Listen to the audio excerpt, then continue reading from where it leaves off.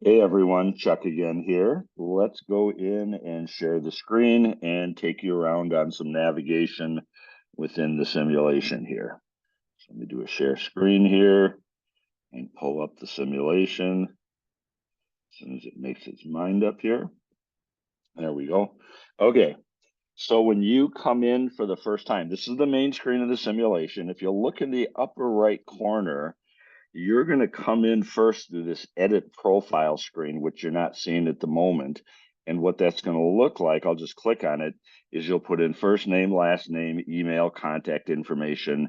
You'll have your team name that I'll assign you to, but you can change it. And then you will click on your role. Now, this was a demonstration one that I was playing, so I had to play all 4 roles. You will click only for your role and then the save button in the bottom left. While I'm here, however, if you have to step away from your team, 1, let your team know you're doing it. 2, unclick from your role, let's say purchasing, click into the watcher's role. And what that allows you to do is still stay connected and watch. You can't make decisions, but it also lets somebody come in and take over the purchasing role so decisions can be made. So when you're done, you'll hit save, and then you're going to come to the main screen here. So let's start in the very left side, looking down the first column. You're going to have an inbox with messages. Make sure you check those so you can see what new decisions are made or new information that's out there for you.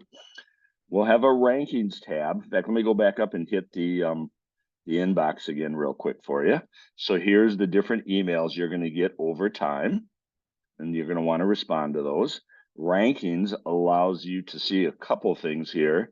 For any of the rounds, you can either see the ROI, which you can just show, or you can look at it by each of the roles that are out there. The information tab on the left, let me click on that.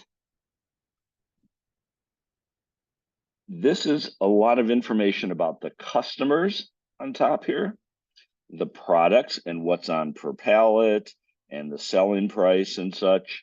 Below that, the main components are the ingredients that go into our product, all the suppliers that you start out with, as well as alternates you can pick down the road and information on them. Okay. Here is the makeup of the components that go into the product.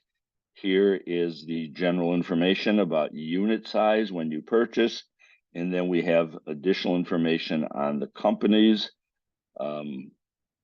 as far as loan rates and such, payment information based on the different transaction types, what the time is to get through, and then the price per transaction, as well as the developmental rankings for the different countries out here. You won't be making decisions about that, but it could be harder or easier to ship out of some of these different countries here. So that's the information tab.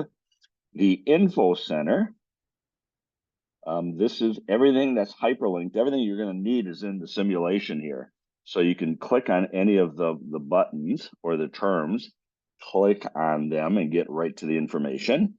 Or you can go to the upper right. This is a literal pattern search. Type in supply. We'll show you everywhere supply is. We're also going to show you a concept when we get into the simulation called poking the eye, where you have a little information button, and that'll get you directly to the point you're looking at. Financial forecast, this will come in round 3, but you're going to have to set a forecast budget, okay, and a forecast. And then this is going to show you what the different gaps are, as well as the estimate. And you're going to get the previous last quarter forecast and actual, how much you missed by, what the forecast is next quarter, which starts out at what the last quarter was. But then you're going to have to predict based on decisions against your budget trying to close that gap. Now you'll see in the second column, I've played through 7 rounds and figured it out for my setup, but this is where you're going to come in the 3rd round and you're going to have to set budgets, etc. Now we talked about poking the eye. If you notice all the way down the left side, across the top, we've got these little eyes here. And if you click on it, you get a very brief description. And then to the right, we see this more button that's hyperlinked. And when you click on that, it opens up a new screen and brings you right to that section. And that's the quicker way to get around. Okay. So this is your financial forecast tool. Bottom left, working capital. This gives you a chance to play around with as you make your decisions. Try to determine what you believe your new receivables or inventory is going to be. Excuse me. So let's say your receivables you think are going to go up to 20. You would type in 20 and you'll see working capital changes, current ratio changes as well. So this will be your tool to determine what you think the current ratios are going to be so you can make a current ratio promise to finance to the bank. And if you hit that well, if you hit that target, then the bank gives you a discount because you're able to manage your money and predict it well. So when those arise, those two will become available for you. Second column in green, this is where you make your decisions or look at your reports. Now you'll notice up on top, I'm currently in round 7. In your current round is where you make your decisions. So if you look across the top, let's say you're the salesperson, you would make sure you're in round 7, click sales.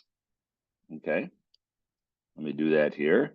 And each one of these tabs, you got a dashboard, and then you've got your decision tabs on agreements, forecasting, category management. So here's where you would come in. Yes, I want to change something. Yes, I want to negotiate. Make your changes, and then you'd be able to determine what's going on, okay? Or what you think is going to happen. When you go back one round, so I go to round 6, that's where all my reports are at. So I can look at my last round's product report, customer broken down by product, flipped around the other way, product by customer, the financial aspects of the customer.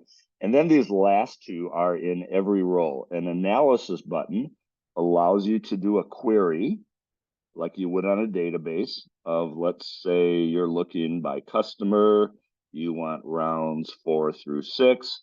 I want to see the attained contract index, execute the query, and I'll see the last 3 rounds. So that allows you to do a query.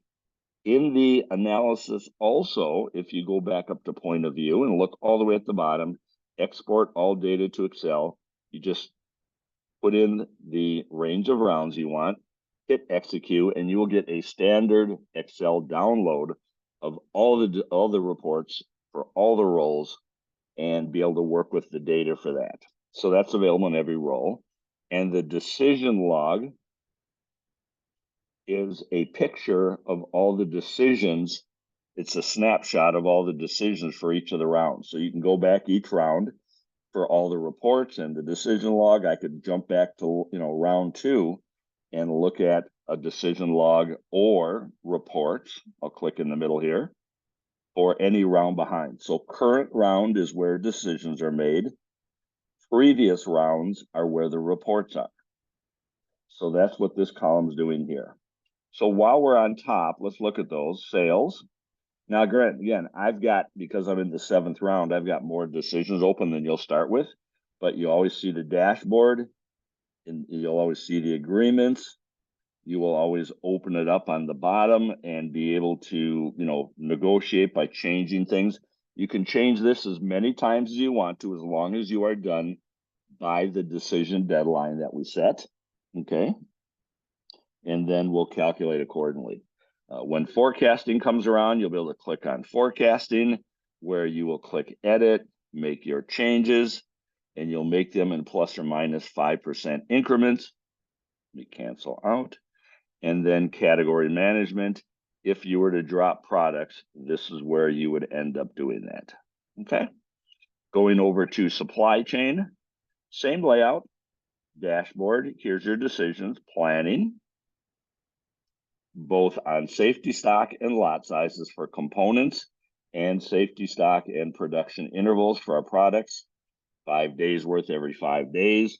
And our production week and our sales week is 5 days. So a week is 5 days. Production, this is your factory and the decisions that are allowed there. And again, if you, instead of the I for the machines, we've got the little light bulb, but if you click on that, it gives you information about the mixer or the bottler, okay? And then the warehouse.